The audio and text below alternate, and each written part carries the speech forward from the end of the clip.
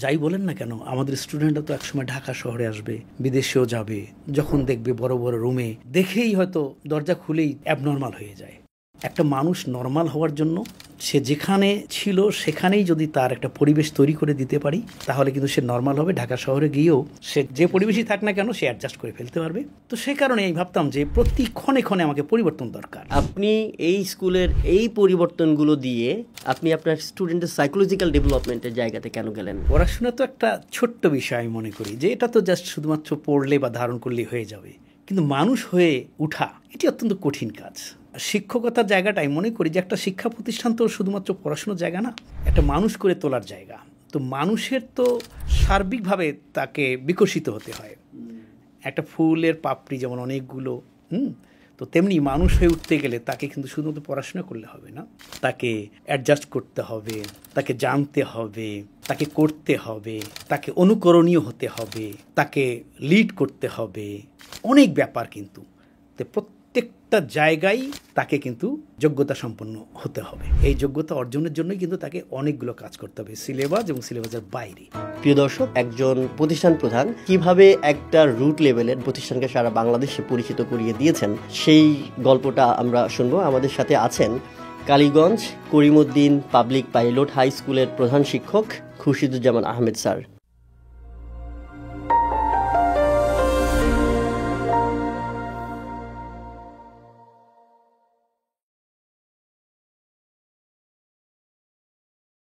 Sir কেমন আছেন? আলহামদুলিল্লাহ, ভালো আছি। স্যার, আমরা সবসময় জানি যে একটা প্রতিষ্ঠান কতটুকু ভালো পারফর্ম করবে সেটা নির্ভর করে একজন হেড টিচার আসলে কিভাবে স্কুলটা পরিচালনা করেন। যদিও আমরা জানি যে এডুকেশনের অনেকগুলো স্টেক হোল্ডাররা রয়েছেন, কিন্তু একটা প্রতিষ্ঠান কিভাবে আরও বেশি ভালো স্টুডেন্টদের পারফরমেন্সকে এগিয়ে নিয়ে যাবে সেটা ডিপেন্ড করে যে একজন হেড টিচার কীভাবে স্কুলটা পরিচালনা করছেন। স্যার, আপনার প্রায় 31 বছরের ক্যারিয়ার, আপনি যোগদান করেছিলেন একজন সহকারী শিক্ষক হিসেবে সমাজবিজ্ঞান বা আমরা যেটাকে এখন বাংলাদেশ ও বিশ্ব পরিচয় জানি বিষয়টি, সেই বিষয়ের শিক্ষক হিসেবে আপনার সেই শিক্ষকতার জার্নিটা কিভাবে শুরু হয়েছিল স্যার? শিক্ষকতা যে আমি করবো এটি আমি আমার মাথায় কখনো আসেনি। আচ্ছা, আমি চিন্তাও করিনি। আমি মূলত তখন এলাকায় সাংস্কৃতিক অঙ্গনে আমার বিচরণ। আচ্ছা, নিজেই গান গেতাম, নাটক করতাম, আর আমার ছোট্ট একটা সংগঠন ছিল, সেখানে বাচ্চাদেরকে নিয়ে নানা রকম স্বপ্ন দেখতাম। তো সেই কাজ নিয়ে খুব ব্যস্ত এবং মাঠে প্রায় বসি। একদিন আমার এই বর্তমান যে স্কুলে আছি কালীগঞ্জ করিমউদ্দিন পাবলিক পাইলট উচ্চ বিদ্যালয়ে, সেই স্কুলের প্রধান শিক্ষক জনাব মহেন্দ্রনাথ রায়, তিনি আমার সরাসরি শিক্ষক। তিনি আমাকে ওই মাঠ থেকে হঠাৎ করে ডাকলেন যে, খুরশিদ, এদিকে আয় তো। আমি গেলাম। স্যার বলতেছে যে, তুই কালকে থেকে একটু স্কুলে আয় না। আচ্ছা, কেন স্যার? আয়, একটু সময় কাটা, মানে তুই একটু সময় কাটা ওখানে। প্রথম দিন যেদিন গেলাম উনি আমাকে একটা শ্রেণীকক্ষে নিয়ে গেলেন, পরিচয় করিয়ে দিলেন। আর সেদিন ক্লাসটাও ছিল সমাজবিজ্ঞানের একটা ক্লাস ছিল, পৌরনীতির বিষয়ে। আচ্ছা, তো প্রথম দিন তো আমি বই সম্পর্কেও আমার খুব একটা বেশি ধারণা নেই, আসলে বাচ্চাদের ওখানে কী পড়ায়, কী সমাচার।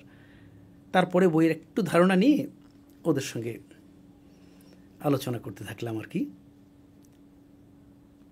তো আমি বুঝতে পারলাম যে আমি ফেল। আচ্ছা, আমি ফেল, এটা শিক্ষক হিসেবে ফেল। কিন্তু ওই পাঠ আলোচনা করতে করতেই বাচ্চাদের ভেতরে আমি প্রবেশ করার আপ্রাণ চেষ্টা করছি যে ওরা কীভাবে আমাকে ভালোবাসবে। আমার পাঠটা তারা গ্রহণ করলো কি না সেটা জানি না, মানে আমাকে তাদের ভিতরে প্রবেশ করতে হবে। এজন্য নানা রকম কথাবার্তা শুরু করলাম। তো এটা কি পাঠের বাইরের কথাবার্তা ছিল? এটা কিন্তু অ্যাকচুয়ালি হ্যাঁ, মানে অর্থাৎ পাঠের বাইরেই। আচ্ছা, তো ওরা তো আমার কখনো কথা শোনেনি, এই প্রথম আর কি কথা শুনছে। পাঠের মানে কিছুক্ষণ পাঠ আলোচনা করেই আমি বুঝলাম আমি ফেল হয়ে যাচ্ছি, অর্থাৎ এটা আমি ক্লিয়ার নই। ক্লিয়ার বলতে কি ধরনের সাধারণ ধারণা যতটুকু আছে ওই পাঠটা সম্পর্কে ওইটুকুর উপর শুধু কথা বলেছি, যে আরও বিস্তর হয়তো আমাকে রেডি হতে হবে, এই কারণে ওইটুক রেখে আমি পরে আমার আলোচনায়। বিষয়টা কি এরকম ছিল যে আপনি তখন ঘামছিলেন, নাকি স্টুডেন্টদের সামনে আপনি কি বলবেন এরকম কি হচ্ছিল, নাকি আগের যেহেতু আপনার কালচারাল একটা মাইন্ডসেট ছিল সেই কারণে আপনি মোটামুটি নর্মাল ছিলেন? শুধু বিষয়টা যখন পড়াচ্ছিলাম তখনই একটু ঘামতেছিলাম, বাট যখন আমি আবার আমার আলোচনায় চলে গেলাম তখন আস্তে আস্তে তাদের ভিতরে আমি প্রবেশ করতে চাচ্ছিলাম, তো এই জন্য মন ভরে কথা বলা শুরু করেছিলাম। দেখলাম যে ওরা বেশ পছন্দ করছে আর কি। তো এভাবেই সেদিনের সময়টা আমার পার করেছি, এবং পার করে এসে বাড়িতে সেদিনই আবার স্যারকে বললাম, স্যার আমি কী পড়াবো স্যার, আমাকে একটু অ্যাডভান্স জানাবেন। আচ্ছা। তো উনি একটা ধারণা আমাকে দিয়ে দিলেন যে তুমি এই পার্টগুলো একটু রেডি করো। আপনি কত দিনে আসলে শিক্ষক হয়ে উঠলেন? আপনার কাছে মনে হলো যে আমার এতটা সময় লেগেছিল শিক্ষক হয়ে উঠতে? তো না, সেটা তো ধরেন যে আমি শুরুটা তো আমার ওভাবেই, তারপরে স্যারের কাছে যখন আমি ধারণাটা নিয়ে আমি কিন্তু রীতিমতো একটু স্টাডি করা শুরু করলাম। আচ্ছা। স্টাডি করার পরে নানা রকম রেফারেন্স খোঁজা শুরু করলাম,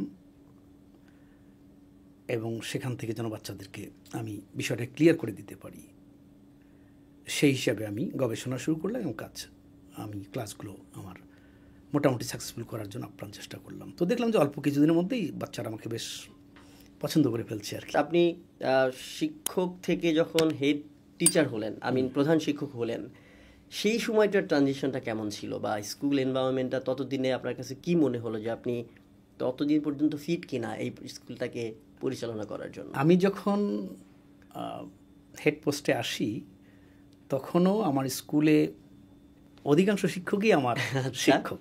আচ্ছা। তো এটি আমার তৎকালীন যে আপনার ম্যানেজিং কমিটি এবং যে কর্তৃপক্ষ যারা ছিলেন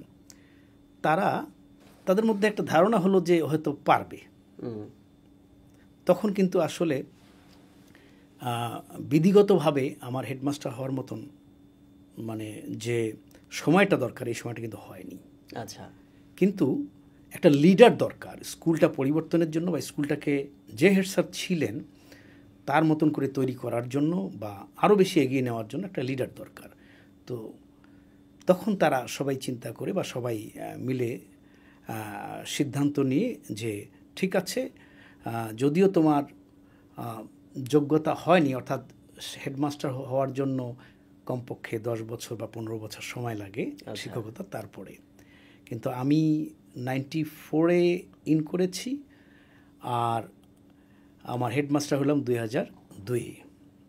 তার মানে আচ্ছা, হ্যাঁ, 6 বছর আর 8 বছরের মধ্যে। ওনারা ভাবছেন যে হয়তো 8-2 বছর পরে তোমার যোগ্যতা অটোমেটিকলি হয়ে যাবে, কিন্তু এখন থেকে যদি একটু কাজ শুরু করে দাও তাহলে তখন আমরা ভালো একটা হেডমাস্টার 2 বছরের মধ্যে একটা ভালো হেডমাস্টার আমি পেয়ে যাবো। আপনি যেটা বললেন যে স্কুল লিডারশিপ, আপনার সমসাময়িক যারা ছিলেন ওই সময়ে তারা সবাই মনে করলো যে আপনি আসলে সঠিক ব্যক্তি যে আসলে প্রতিষ্ঠানটাকে এগিয়ে নিয়ে যেতে পারবে প্রপার লিডারশিপের মধ্য দিয়ে।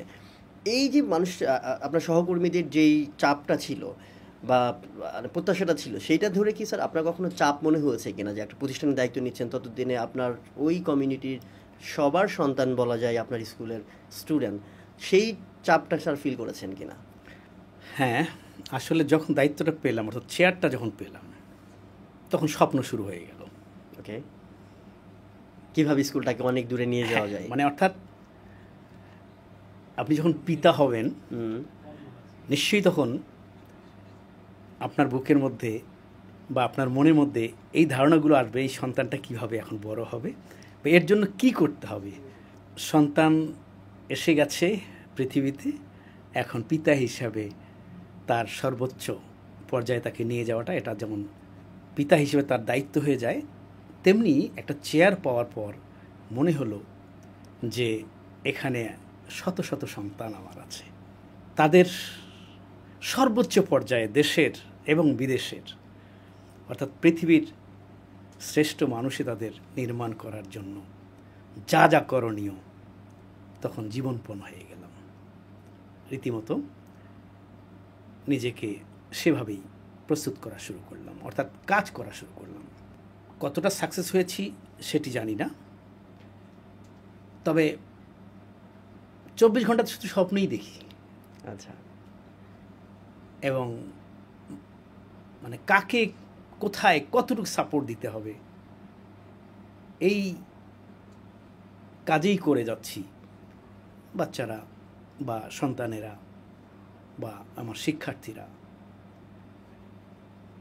আমার মানে চাওয়া মতোই তারা অনেক এগিয়ে গেছে এবং কাজ করছে দেশে বিদেশে। 23 বছর আগে আপনি দায়িত্ব নিলেন, আপনি আপনার কাজ শুরু করে দিলেন। এমন কি কি উদ্যোগ স্যার আপনি নিয়েছিলেন, যে উদ্যোগগুলো আপনার এখনো মনে পড়ে, যেগুলো আপনার প্রতিষ্ঠানকে আরো এগিয়ে দিয়েছে বা আজকের এই জায়গাতে নিয়ে আসতে সহযোগিতা করেছে? হ্যাঁ, অবশ্যই অনেকগুলো উদ্যোগ নিয়েছি। অর্থাৎ একটা প্রতিষ্ঠানকে সমাজের সকলের চোখে পড়ার মতন প্রতিষ্ঠান তৈরি করতে গেলে আধুনিক যে অ্যাপ্রোচগুলো আছে সেটাকে গ্রহণ করতে হবে। এবং 2002 সালে আমি যখন হেডমাস্টার হলাম তখন পর্যন্ত আসলে আমাদের এলাকায় ইন্টারনেট সার্ভিস এরকম ছিল না। আচ্ছা। তো তখনই আমার মনে হলো বা যে আসলে আমি যা করি সেটি যদি শেয়ার করতে পারি তাহলে হয়তো আমি কাজটা কতটুকু ভুল করলাম অথবা ঠিক করলাম সেটি একটা মতামত পাওয়া যাবে। তো সেটি কিন্তু আমি তখনই আমার ওই এলাকায় পিপলস টেলস নামে একটা কোম্পানি ছিল, তাদের মাধ্যমে ইন্টারনেট কানেকশন নিয়েছি। একটা কি বলবো যে টেলিভিশনের যে অ্যান্টেনা থাকে এই অ্যান্টেনার মতন এরকম একটা অ্যান্টেনা দিয়ে সেখানে আমি সেট করে ইন্টারনেট কানেকশনটা নিয়েছি। আর সেটার আবার যে মূল সার্ভার থাকতো সৈয়দপুরে, অর্থাৎ ওখান থেকে কমপক্ষে 100 কিলো দূরে, সেখান থেকে এই আমার ইন্টারনেট কানেকশনটা আমি নিয়েছিলাম ওইভাবে। এবং ওখান থেকে আমি রীতিমতো দেশের বিভিন্ন প্রান্তে ইমেইল করা এবং ইন্টারনেট ঘেটে ঘেটে নতুন কি কি করা যায় নানা রকম ধরেন যে ভিডিও দেখা এবং ধারণা নেয়া, এটা ওইটার মাধ্যমে কিন্তু করেছিলাম তখনই। তখন পর্যন্ত ধরেন যে গ্রামের মানুষ, অর্থাৎ একেবারে সেই দহগ্রাম আঙ্গুরপোতা এলাকার মানুষ, কিন্তু ওখান থেকে তখন আপনার যে টিকিউআই, আচ্ছা, টিকিউআই জি হ্যাঁ, টিচিং কোয়ালিটি, হ্যাঁ কোয়ালিটি ইমপ্রুভমেন্টস এর পিডি নজরুল ইসলাম স্যারের দৃষ্টি আকর্ষণ করতে পেরেছিলাম। ওখান থেকেই ওনাকে নানানভাবে ইমেল করতাম এবং যোগাযোগ রাখতাম আর কি। তো তৎকালীন সময়ে উনি আমাকে খুঁজে নিয়ে এসে ওখান থেকে তুলে নিয়ে এসে ঢাকায় এই টিকুয়ের সঙ্গে একটা সংযোগ স্থাপন করে দিয়েছিলেন লিডারশিপ ডেভেলপমেন্টের জন্য। অ্যাজ একটা গ্রামের শিক্ষক হিসেবে বা গ্রামের লিডার হিসেবে আমি যে অবদানটুকু রেখেছি এটি আবার উনি আবার আমাকে দিয়ে নানাভাবে নানা শিক্ষকদের সামনে উপস্থাপন করাতেন যে আপনি কিভাবে পারলেন বা কিভাবে করলেন। একটা নেটওয়ার্কিং স্থাপন করে দেওয়ার যে বিষয়টা, আসলে প্রত্যেকটা কাজের বড় চ্যালেঞ্জ আছে। কিন্তু আমি যখন একটা ডায়াস বানাই আমার এলাকায়, তো তখন ওই ডায়াসটাই মানে আমার এলাকার প্রথম একটা ডায়াস, যে একজন লিডার বক্তৃতা দেয় কোথায়, একটা ডায়াসে দাঁড়িয়ে বক্তৃতা দেয়। তো একটা সেরকম একটা পরিবেশ তৈরি করার জন্য, একটা লিডার সৃষ্টি হওয়ার জন্য তার ডায়াস দরকার। সেই ডায়াস বানিয়ে বাচ্চাদেরকে তখনই ট্রেনিং দেওয়া শুরু করো, অর্থাৎ কথা বলার জন্য ডায়াসে দাঁড়িয়ে কথা বলো, এটুকুই। এবং দেখা গেছে যে ওই ডায়াসটাই আবার তখন তৎকালীন সময়কার রাষ্ট্রপ্রধান যারা ছিল তাদের মিটিংয়ে আবার ওইটাকে নিয়ে যাওয়া হতো। আচ্ছা, যে ডায়াস ওখানে কোথায় পাবেন, ওই স্কুলে আছে, ওখান থেকে আবার নিয়ে গিয়ে সেই ওটাকে ইউজ করা হতো। আমি হেডমাস্টারের রুমে তখন তো চেয়ার টেবিল থাকে, তো ভাবলাম যে একটু ভালো পরিবেশের জন্য একটু সোফা দিই। আচ্ছা, আমি যখন সোফা বানালাম তখন আমারই সহকর্মী বা আমার কিছু শিক্ষক এটিকে কোনোভাবেই কিন্তু তারা গ্রহণ করেন নাই। কিন্তু অযথা টাকা নষ্ট, অযথা টাকা পয়সা নষ্ট, এটা কি হচ্ছে? কিন্তু যাই বলেন না কেন, আমাদের স্টুডেন্টরা তো একসময় ঢাকা শহরে আসবে, আমাদের স্টুডেন্টরা বিদেশেও যাবে। যখন দেখবে বড় বড় রুমে, তাদের দেখেই হয়তো দরজা খুলেই চোখ টোক একদম বড় হয়ে তাদের অ্যাবনর্মাল হয়ে যায়। একটা মানুষ নর্মাল হওয়ার জন্য সে যেখানে যেখানে ছিল সেখানেই যদি তার একটা পরিবেশ তৈরি করে দিতে পারি, তাহলে কিন্তু সে নর্মাল হবে। ঢাকা শহরে গিয়েও সে যে পরিবেশই থাক না কেন সে অ্যাডজাস্ট করে ফেলতে পারবে এবং তার কাছে খুব ইজি হবে। তো সেই কারণে আমি ভাবতাম যে প্রতি ক্ষণে ক্ষণে আমাকে পরিবর্তন দরকার। এবং আমার রুম ধরেন যে প্রত্যেকটা মাসেই আমি চেঞ্জ করি বলতে কি, হয়তো এই পাশে যদি থাকে তো এই পাশে ঘুরাই, এ পাশে ঘুরাই, অর্থাৎ একটা চেঞ্জ আনি। আচ্ছা, আমি আমি প্রতিদিন বলি যে আজকে কিন্তু নতুন দিন, আজকে একেবারেই নতুন দিন আজকের দিনটা। কাজে গতকালকে যা বলছিলাম বা গতকালকে যা হয়েছিল তা তো আজকে নাই, তাহলে আজকের মতন করেই মানুষ হতে হবে, আজকের মতন করেই আজকের পরিবেশটাকে গ্রহণ করতে হবে। এই কারণে কিন্তু আমি চেঞ্জগুলো সবসময় করতাম বা আজও করি। একটা জায়গা খুব করে আপনি বলেছেন যে সাইকোলজিক্যাল ডেভেলপমেন্ট।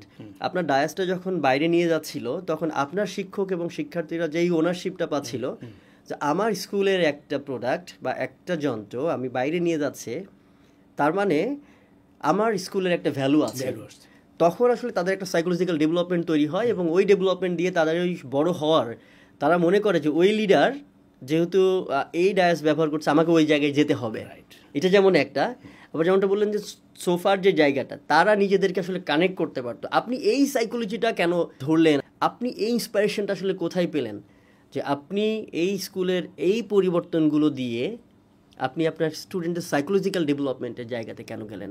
দেখেন, পড়াশোনা তো একটা ছোট্ট বিষয়, আমি মনে করি যে এটা তো জাস্ট শুধুমাত্র পড়লে বা ধারণ করলেই হয়ে যাবে, কিন্তু মানুষ হয়ে ওঠা এটি অত্যন্ত কঠিন কাজ।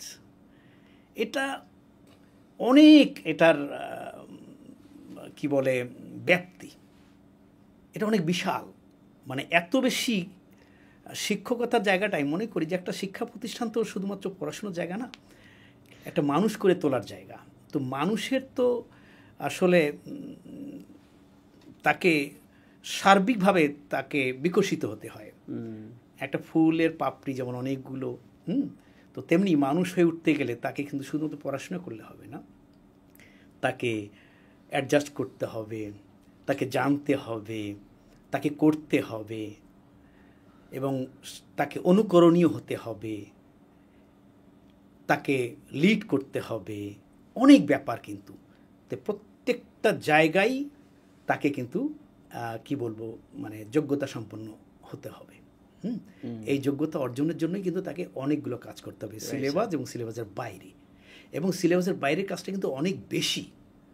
আমরা তো আসলে স্টুডেন্টরা ধরেন যে স্কুলে যতক্ষণ থাকে তো সেটা শুধুমাত্র ওই বইয়ের জগৎটাই রাখার চেষ্টা করি, কিন্তু আসলে সেটি না। কিন্তু এটা একটা শিক্ষকতার একটা বড় গবেষণার জায়গা, মানে তাকে মানুষ করে তোলার জায়গা। খুবই ভালো লাগে যখন শিক্ষার্থী মানুষ হয়ে ওঠে, অর্থাৎ আচরণী যে দিকটা সকলের কাছে গ্রহণীয় হয় তার, এইটা তখন খুবই, মানে শিক্ষকতার জায়গাটা মনে তখনই ভালো লাগার একটা জায়গা আসে যে হ্যাঁ, সবাই তাকে ভালো বলেছে। যে আপনি যে পরিবর্তনের গল্পগুলো শুরু করলেন সেগুলো আপনার শিক্ষকরা সেই সময়ে এবং বর্তমান সময় পর্যন্ত আপনার শিক্ষকদের মাঝে তো ছড়িয়ে দিতে হয়েছে, কারণ শুধু আপনি মোটিভেট করলে যে শিক্ষার্থীরা মোটিভেট হবে এমন নয়। এমন হতে পারে যে অনেকেই আছেন যারা আসলে এই ধারণা পোষণ করেন না, এভাবে চিন্তা করেন না। আপনি সেই আপনার প্রতিষ্ঠানের যারা হিউম্যান রিসোর্স হিসেবে কাজ করছেন, যারা শিক্ষক হিসেবে কাজ করছেন, তাদের ডেভেলপমেন্টে আপনি স্পেসিফিক্যালি কী করেছিলেন যেটা ডেফিনেটলি আপনার প্রতিষ্ঠানটাকে আজকে এই পর্যায়ে নিয়ে আসার জন্য তারাও অবদান রেখে চলেছেন? জি জি জি, তাদের জন্য আসলে হেডমাস্টার যখন বা হেড টিচার যখন স্কুলটাকে পরিচিতি করতে পেরেছে তখন স্বাভাবিকভাবেই ওই স্কুলকে ডেভেলপ করার জন্য নানা দিক থেকে কিন্তু আপনার সাপোর্ট আসা শুরু হয়েছে। বিশেষ করে শিক্ষকদের ডেভেলপমেন্ট বলতে যে তাদের যে ট্রেনিং প্রোগ্রামগুলো, এটা অনায়াসে তখন পাওয়া শুরু হয়ে গেছে আর কি, মানে ইজিলি, খুব ইজি হয়ে গেছে। সবাই যেন জানে যে হ্যাঁ ওই স্কুলে একটা বড় স্কুল আছে বা একটা ভালো স্কুল আছে, ওখানকার শিক্ষকদের আপনার ট্রেনিংয়ের ব্যবস্থা করা হোক। লোকাল যে আমাদের যে অফিসগুলো আছে তাদের সঙ্গে কোঅপারেশন, তাদের সঙ্গে জানাশোনা, তারপরে ডিস্ট্রিক্টের যে অফিস আছে তাদের সঙ্গে কোঅপারেশন, তাদেরকে নিয়ে আসা বা তাদের সঙ্গে কথা বলা, এটার কমিউনিকেশনটা আর কি, তাদের সঙ্গে কমিউনিকেশনটা এত বেশি ভালো হয়ে গেছে যে কারণে আপনার ধরেন যে সকল প্রকার সাপোর্টগুলো যেন পাওয়া আমরা শুরু করলাম আর কি। এবং স্বাভাবিকভাবেই শিক্ষকেরা অনেক বেশি উপকৃত হয়েছে, বিশেষ করে ট্রেনিং প্রোগ্রামগুলো পেত এবং সকল ধরনের কাজে তারা ইনভলভ হতো আর কি। তো এই যত কাজে তারা ইনভলভ হয়েছে তত তারা যোগ্যতা অর্জন করেছে। স্যার এটা দুইটা ফেজ, একটা হচ্ছে গভর্নমেন্ট যখন স্যার এক ধরনের সাপোর্ট দেয়, আরেকটা হচ্ছে যে ওই লিডার ব্যক্তিগতভাবে গভর্নমেন্টের পাশাপাশি এডুকেশন অফিসের পাশাপাশি কি কাজ আপনি আসলে শুরু করেছিলেন যেটাও আপনার স্কুলকে কন্ট্রিবিউট করেছে? যেমন ধরেন যে তখন ব্রিটিশ কাউন্সিলের সঙ্গে আমি কাজ করতাম। আচ্ছা, আমার স্কুলে আপনার আইএসএ ইন্টারন্যাশনাল স্কুল অ্যাওয়ার্ড এটা পেয়েছি। তো তারপরে ব্র্যাকের সঙ্গে কাজ করেছিলাম এবং ব্র্যাকের যে জাতীয়ভাবে যে আপনার ডিবেট কম্পিটিশনটা হয়েছিল সেখানে ন্যাশনাল চ্যাম্পিয়ন হয়েছিল আমার বিদ্যালয়ে। এবং আমার শিক্ষার্থীরা দীর্ঘদিন ধরে ধরেন যে বিভিন্ন জায়গায় বিশেষ করে ডিবেট, পাবলিক স্পিকিংয়ে খুব ভালো কাজ করেছিল এবং যেখানে অ্যাওয়ার্ড তারা পেয়েছিল। তো এই কাজগুলো করতাম। এছাড়াও আমি বিদেশের সঙ্গেও ব্যক্তিগতভাবে আমার যোগাযোগ ছিল। ধরেন যে নেপালের সঙ্গে আমার একটা যোগাযোগ আমি রেখেছিলাম, যে স্ক্রাবল নামে একটা গেম আছে, বিশেষ করে ইংলিশ ভোকাবুলারি ডেভেলপ করার জন্য। আচ্ছা, স্ক্রাবল গেম, এটা খুব হেল্পফুল। এটা বাংলাদেশের কোথাও কোথাও চালু করেনি এবং আমি নিজেও চালু করার জন্য মানে নানাজনকে খুব চেষ্টা করেছিলাম, বাট কেউ খুব একটা বেশি আগ্রহ দেখায় না। তারা অনেকেই মনে করে যে এটা অযথা খরচ করে লাভটা কি, যে কারণে তারা বেশি কাজ করে না। তো আমি ব্যক্তিগতভাবেই আমার এলাকায়, শুধুমাত্র আমার স্কুলে নয়, আমার এলাকার বেশ কিছু স্কুল নিয়ে আমি স্ক্রাবল গেমটা চালু করেছিলাম। এবং সেখানে আমরা এরপরে আমার এলাকার পাশাপাশি আমি রংপুর বিভাগেই বলা যায় যে এই স্ক্রাবল গেমটাকে মোটামুটি একটু চালু করতে পেরেছিলাম।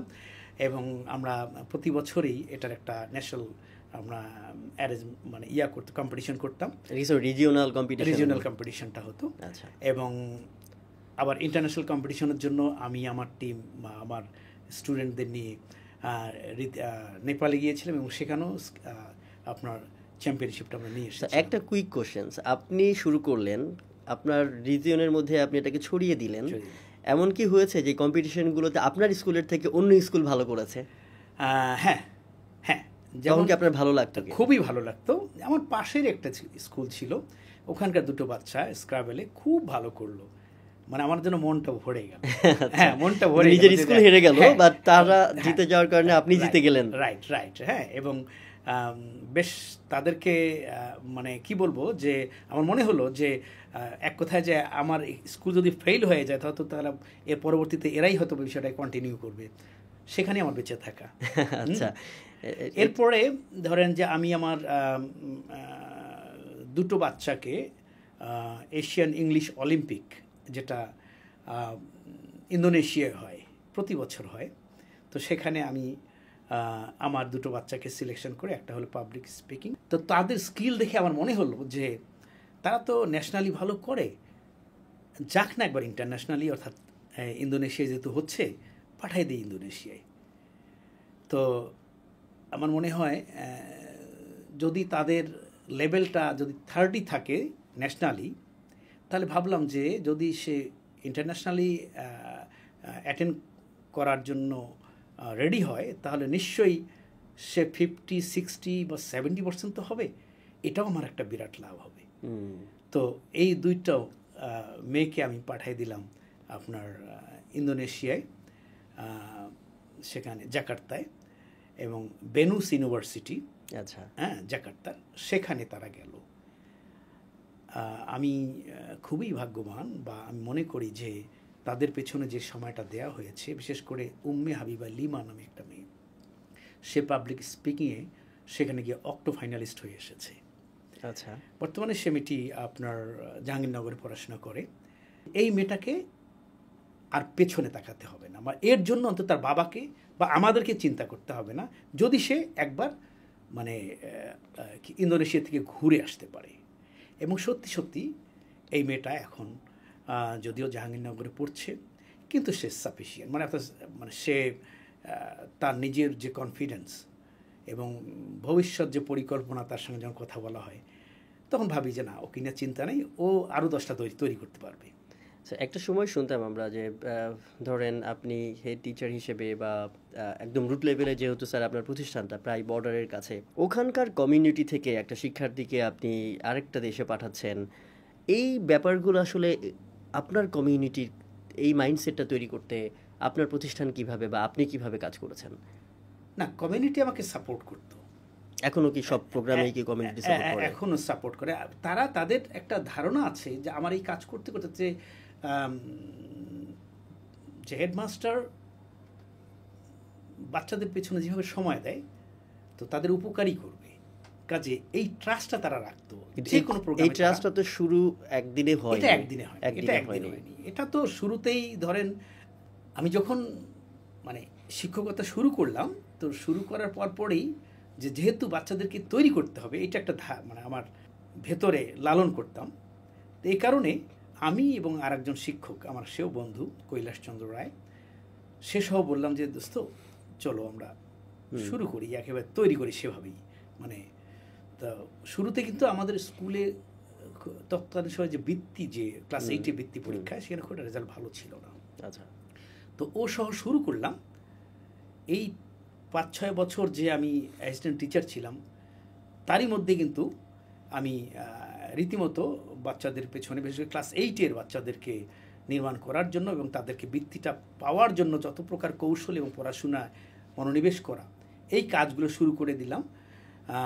একেবারে দিনে রাতে আমরা পরিশ্রম শুরু করলাম বাচ্চাদেরকে নিয়ে, বিশেষ ক্লাস এবং সেখানে সময় দেওয়া, বিশেষ নোট তৈরি করে দেওয়া।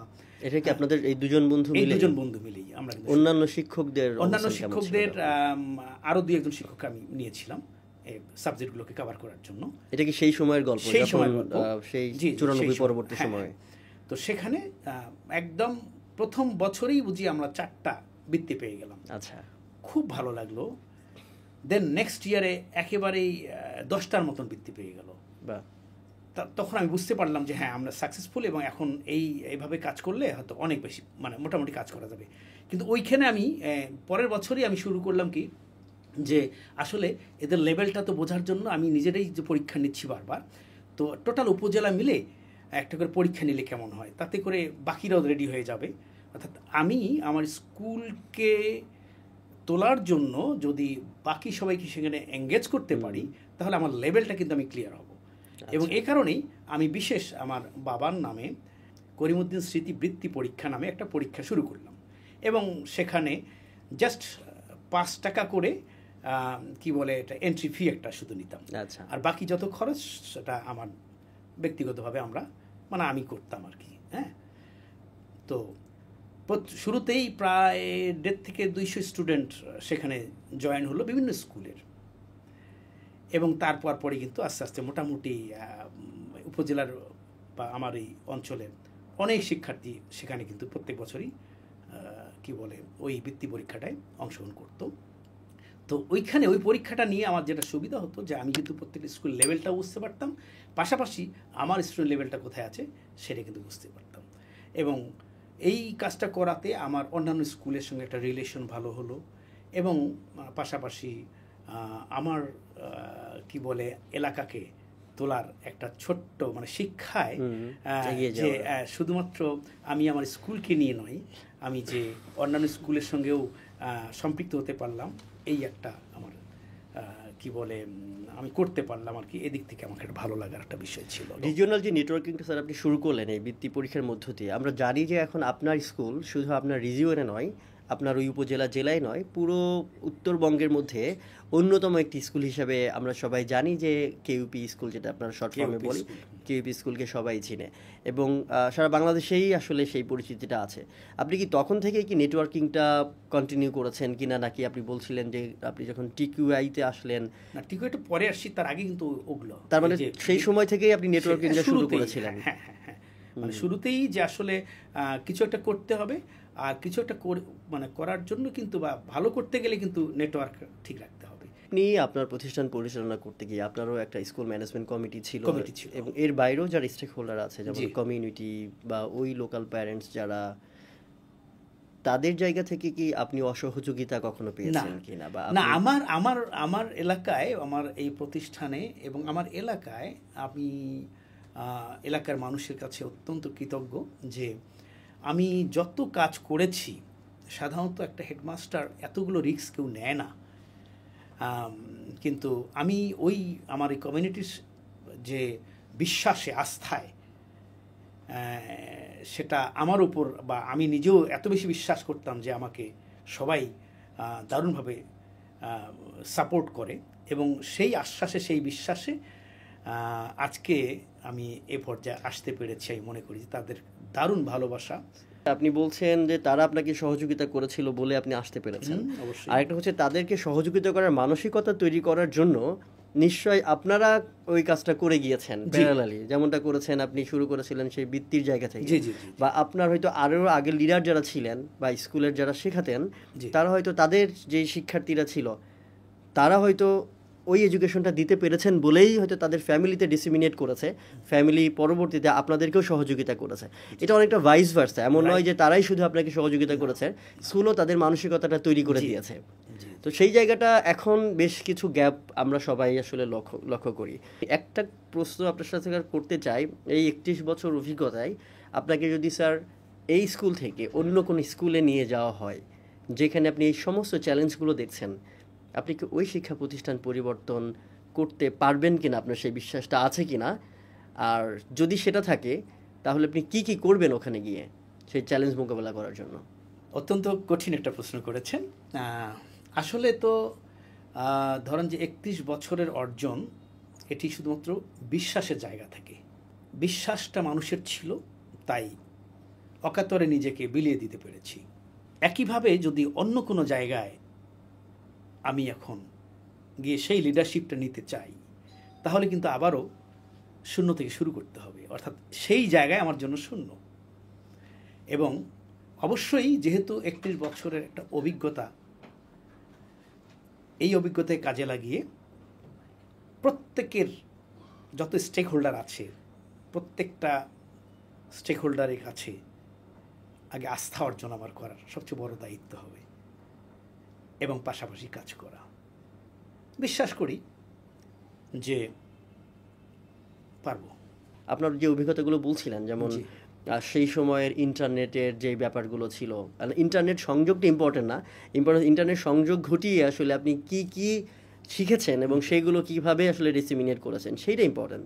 এখনকার যে তরুণ প্রজন্মের শিক্ষকরা আসছে বা যারা এখন প্রতিষ্ঠান প্রধান হিসেবে কাজ করছেন, তাদের জন্য আপনার কি মেসেজ, যে তারা তাদের প্রতিষ্ঠানকে এভাবে এগিয়ে নিয়ে যেতে পারে একটা সফল প্রতিষ্ঠান হিসেবে গড়ে তোলার জন্য?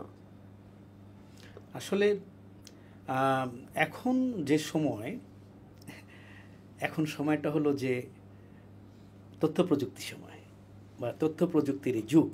তথ্য প্রযুক্তির যুগে আসলে কমিউনিকেশনটা খুব ইজি হয়ে গেছে।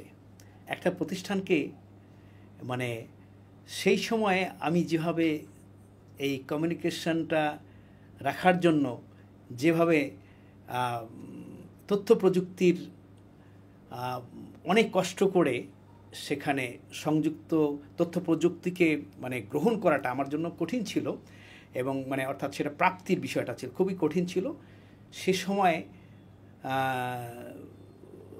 আর এই সময় তো একেবারে ইজি, তথ্য প্রযুক্তিতে এত বেশি এগিয়ে গেছে মানুষ, তো প্রতিষ্ঠানগুলো তথ্য প্রযুক্তির সঙ্গে সম্পৃক্ত থেকে নেটওয়ার্কিংটা ঠিক রাখতে পারলেই হলো। আসলে একটা প্রতিষ্ঠান তোলা তো খুব একটা কঠিন কাজ না। একটা প্রতিষ্ঠানকে উঠাতে গেলে আসলে তার লক্ষ্য উদ্দেশ্য ঠিক রাখতে হয়, ঠিক রেখে কমিউনিকেশনটা ঠিক রাখতে হয়, তাহলেই হয়ে গেল। খুব একটা কঠিন কাজ না কিন্তু। ইনস্টিটিউশনের ক্ষেত্রে তথ্য প্রযুক্তি ব্যবহারের যেই সময়টা, আপনি গত 20 বছরের ট্রেন্ড এবং আগামী স্যার যদি প্রিডিক্ট করেন যে আসলে এই জায়গাটা, অনেকেই স্যার এআই এর কথাগুলো বলে যে রিপ্লেস করে ফেলবে অনেক প্রফেশন, সেই জায়গাতেও স্যার আপনি টেকনোলজিটাকে কিভাবে আসলে ফিউচারটা দেখেন এডুকেশনের সাথে, ইনস্টিটিউশন, এডুকেশন, টেকনোলজি, এই পার্সপেক্টিভটা কিভাবে স্যার দেখেন আপনি? না, আমাদের দেশে এডুকেশনাল ইনস্টিটিউশনে টেকনোলজির সাপোর্টটা গভর্নমেন্টের মাধ্যমে আমাদের হচ্ছে। এমনি নন গভর্নমেন্ট থেকে সেরকম কোনো সাপোর্ট আসে না, গভর্নমেন্টই যতটুকু সাপোর্ট দেয়। তো সেই সাপোর্টে এখন পর্যন্ত ধরেন মাল্টিমিডিয়া ক্লাসরুম, তার মাধ্যমে হয়তো ক্লাসগুলোকে কভার করা হচ্ছে। তাছাড়া কিছু কিছু স্কুলে হয়তো স্মার্ট বোর্ড আছে, সেখানেও ইউজ হচ্ছে, কাজ হচ্ছে। তো টেকনোলজি ইউজ হওয়াতে বিশেষ করে আমাদের স্টুডেন্টরা এমনিতে তো জেন জি তো এমনি অ্যাডভান্স, হ্যাঁ একদম, এরা তো অনেক অ্যাডভান্স। এখানে কিন্তু একটা বিষয়, শিক্ষকদেরকে কিন্তু আসলে জেনারেশনটাও কিন্তু বুঝতে হবে। আমাদের শিক্ষকদের একটা বড়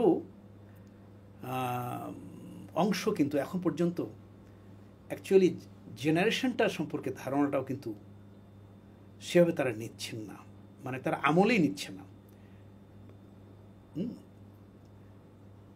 জেনারেশন জেট, এরা যে টেকনোলজিতে এতটা অ্যাডভান্স, এবং অ্যাডভান্স হওয়ার কারণে তারা যে তাদের ক্লাসরুমের যে পাঠ, এই পাঠে যে তারা সন্তুষ্ট নয়, এটিও কিন্তু আমাদের টিচাররা কিন্তু অনেকেই বুঝছেন না। মানে অর্থাৎ ক্লাসরুমে তিনি যেটা ডেলিভার করছেন, অথচ তার চেয়ে অনেক বেটার হয়তো অনলাইনে পাচ্ছেন। স্বাভাবিকভাবে স্কুলে আসাটা শুধুমাত্র তার বন্ধুত্বের খাতিরে, সময় কাটানোর খাতিরে। তাহলে আমাদের প্রত্যেকটা শিক্ষা প্রতিষ্ঠানে বিশেষ করে টেকনোলজি সম্পর্কে একেবারে প্রত্যেকটা শিক্ষককেই এই টেকনোলজি সম্পর্কে একটা সম্যক ধারণা নিয়ে নিতে হবে। কিন্তু তার মানে স্যার তথ্য প্রযুক্তি শুধু এমন নয়, শুধু মাল্টিমিডিয়া ক্লাসরুম ব্যবহার করে অথবা প্রজেক্টরের মধ্য দিয়ে ক্লাস প্রেজেন্ট করে বা স্মার্ট বোর্ডে ক্লাস নিতে পারলেই আসলে একটা শিক্ষক তার রাইট কন্টেন্টটা ডেলিভার হয়তো করতে পারছেন না রাইট ওয়েতে। তার মানে তাকে দেখতে হবে যে অনলাইনে আমার এই বিষয়ে এই লেসনের কত ভালো ভালো কন্টেন্ট আছে, তার থেকে ভালো ডেলিভার যদি আমি না দিতে পারি, তার মানে তাকে তথ্য প্রযুক্তি ব্যবহারটা শিখতে হবে। যতটা না আসলে আমি স্মার্টলি প্রেজেন্ট করছি ইটস কাইন্ড অফ এই ইকুইপমেন্টস দিয়ে, তার থেকে বেশি হচ্ছে যে আমাকে ওই কন্টেন্টটা শিখতে হচ্ছে। রাইট। সাধারণ স্কুল এডুকেশনে প্যারেন্টসদের ডিমান্ড থাকে যে আমার বাচ্চা একটা কত ভালো আসলে রেজাল্ট করছে, তার মানে তার ফোকাস ওই একাডেমিক বা কন্টেন্টের ব্যাপারেই। সে হয়তো সকালবেলা উঠে টিউশন নিতে যাচ্ছে, স্কুলে আসছে, আবার চলে যাওয়ার পর আবার টিউশন নিতে পাঠানো হচ্ছে তাকে। তো দিন শেষে কেন পাঠানো হচ্ছে? তার রেজাল্টটা যাতে A+ হয়, তার রেজাল্টটা যেন হাইয়েস্ট হয়। এখন তো আমরা দেখেছি যে 1300 মার্কের বা 1400 মার্কের পরীক্ষা হলে সেটাতে কত বেশি মার্ক পেতে হয়, সেই জায়গাটাতে চলে গিয়েছে। আগে একটা সময় ডিভিশন ছিল, ওকে আমি ফার্স্ট ডিভিশন পেয়েছি, তারপরে A+ ছিল, A+ সবগুলোতেই A+ আছে কিনা, বা এখন বলছি তার সব নাম্বার আসলে আমি ক্যারি করতে পারছি কিনা। এই জায়গা থেকে প্যারেন্টসদের ডিমান্ড একরকম, আপনারা তাদেরকে অ্যাক্সেস দিচ্ছেন এক্সট্রা কারিকুলার অ্যাক্টিভিটিসে।